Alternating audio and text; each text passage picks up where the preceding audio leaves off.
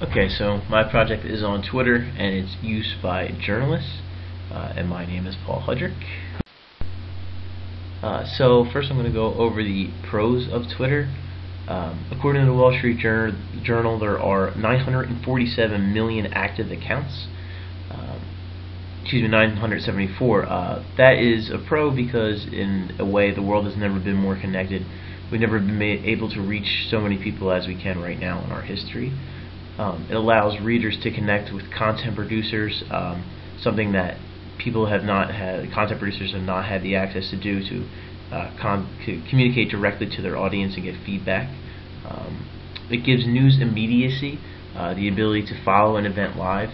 For me, as an avid sports lover, which some of you who are not avid sports lovers are going to probably fall asleep during part of this, but it's very cool for that, being able to follow certain events. It's also cool, but if you're into anything about it, protests or march or any kind of causes that are being followed live, a lot of the Ferguson coverage that happened over the past year, things controversial in nature, it's pretty interesting to have instant access to things of that nature as well. It helps content producers get work out there. I think one of the coolest things is the local writers having the ability to reach a national audience. If their work is shared by someone on the national level, it could be seen by readers who would never have gotten it before, just through a newspaper or what have you. The cons, which you're going to see, are eerily similar to the pros. There are 974 million active accounts, which means there's a greater chance of fraudulent accounts, and it's really up to the consumer to really be careful to what they read and who they trust, and the credibility levels of the people they follow on Twitter. It allows readers to connect with content producers. Again, this is good for feedback, but at the same time you have the dreaded trolls, which if you don't know what trolls are, those are people who literally just live to antagonize people on Twitter, social media, what have you, and basically just live to start trouble and get a rise out of people. Gives news immediacy.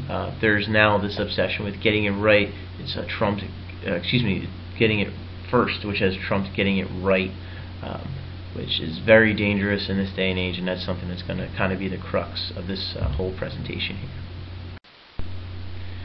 First I'm going to introduce you to this man. It's Adam Schefter, who is a very prevalent force on Twitter. He is a very credible source for the NFL. He is a reporter for ESPN. As far as NFL goes, he's kind of the be-all, end-all. As you can see there, 4.1 million followers. It's a pretty great deal of followers. Very credible source. He is certainly right more than he is wrong, which is why he has such a big following and has such great credibility. This is something that actually affected me personally. I was interning at the time at CSN Philly, and this report came out, and as you can see the date there, it's March 3rd. That is exactly a week before the NFL off-season officially starts, which means teams cannot make trades or sign any players that aren't currently on their roster before the 10th.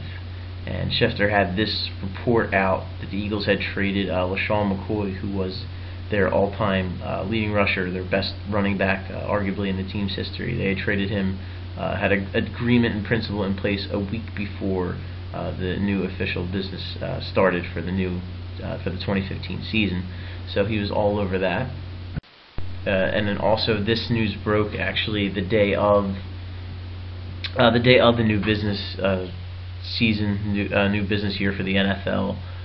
And I actually was on the front line that day as well, kind of just calling out things that happened on Twitter, and no one kind of believed me when I yelled this out. But then when I said afterwards, well, Adam Schefter's reporting it, then all of a sudden everyone's like, oh, well, then it must be true. And it was. He was right in both of these cases with the LeSean McCoy trade and with the Sam Bradford trade as well. This is where things got a little dicey for Adam Schefter. So the Giants have a defensive end by the name of Jason Pierre-Paul.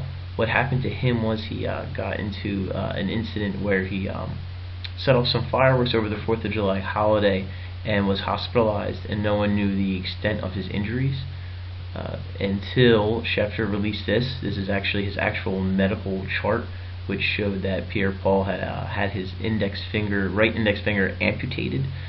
This was not out there. This is he broke this news and broke the chart up there. got a lot of heat, mainly from the NFL Players Association, who really came down on him for posting Pierre-Paul's medical records, and a lot of people just thought it was pretty excessive on Schefter's part. Did Schefter cross the line? Legally, Schefter was actually not in the wrong. HIPAA doesn't apply to media who obtain medical records of others.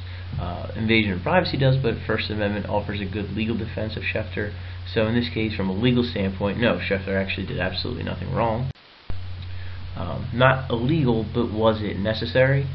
This is a quote from Schefter that he did in an interview with Sports Illustrated. The extent of his injuries were going to come to light maybe that day or later that week, but soon. The horrific injuries, incredibly unfortunate for the player. But in a day and age in which pictures and video tell stories and confirm facts, in which sources and their motives are routinely questioned, and in which reporters strive to be as accurate as possible, this was the ultimate supporting proof. So this goes back to kind of the first question we answered in class through the instructor canvas about the pictures that were graphic images and whether or not they should be posted. And one of the arguments was, well, they're going to be out there anyway, so we're just at the forefront. We're out there before it gets out there to the general public. That's kind of Schefter's argument here, which I don't necessarily agree with. I think Schefter in this case could have just ran with his credibility. He's right more than he's wrong, and I think just him reporting the fact of the injury would have been enough. I think the medical records may have taken it just one step too far in this case. Okay, now we're moving on to the Frank Gore indecision. Frank Gore was a running back for a very long time for the San Francisco 49ers. He was a very, very good football player. He was a free agent, meaning he could sign with any team he wants once the new league year started on March 10th. And the big rumor, as you can see, all these reports were coming out that he was in fact signing with the Philadelphia Eagles. As you can see, the date on this, 3/8, 2 days before the league year was set to start. You can see all the way to the left, that's Adam Schefter, again our buddy there, and 4.1 million followers all saw this. Then you had next to him Jeff McLean, who was the Eagles insider for the Philadelphia Inquirer. Then next to him Les Bowen, who is the Eagles insider for the Daily News. And to the right of him, Elliot Shore-Parks, who is the Eagles beat writer for NJ.com. So you have many sources, very credible sources that are saying that this is going to happen. It's a done deal, and this is what's going to happen. The Eagles are going to sign Frank Gore. He wants to sign there. It's going to happen. To the point where NFL.com's Rand Gatlin actually had numbers and figures set out for Gore's salary. Then came this report where Frank Gore is reconsidering signing with the Eagles after a lot of people had basically, and this is the funniest line, is after he had agreed on an unofficial 3-year deal with the team. I don't know how you can agree on a deal that's unofficial. It just seems kind of odd, but this is a case where again, everyone was quick to report this, and now he's reconsidering the deal. Because of Twitter, everyone wanted to get the signing out there immediately. You may not know football and you may not know sports, but I will tell you that that is Frank Gore, and clearly, as you can see, that is not a Philadelphia Eagles uniform. Frank Gore did ultimately change his mind. The ink was never dry on the contract, and it was reported that he was going to sign there, but obviously he did not. He signed with the Indianapolis Colts. So it's getting it first versus getting it right.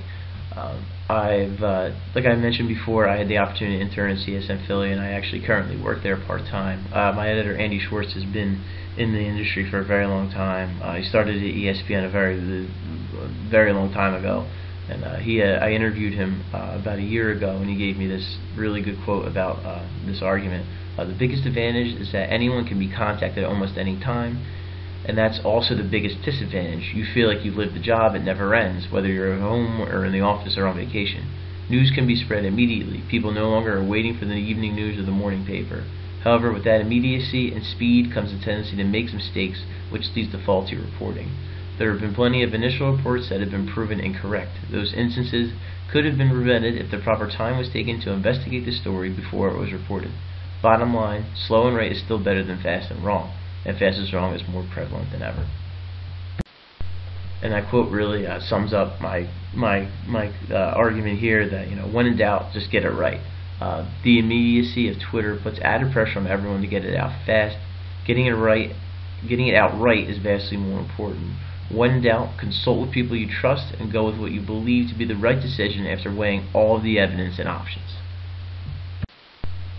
And here are just a few of my sources. If you had any questions, please feel free to leave a comment. And thank you very much.